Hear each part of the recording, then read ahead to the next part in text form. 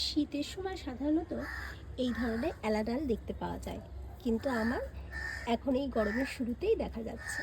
সে যাই হোক, যখনই দেখা যায়, কিন্তু আমাদের গোলাপ গাছকে সুস্থ রাখার জন্য আর বাঁচিয়ে রাখার জন্য এই এলা ডাল ছাঁটতেই হবে।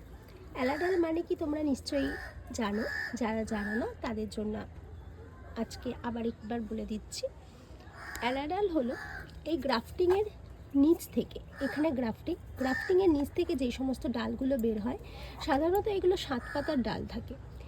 এই ধরনের ডালকে এলা ডাল বলা হয়।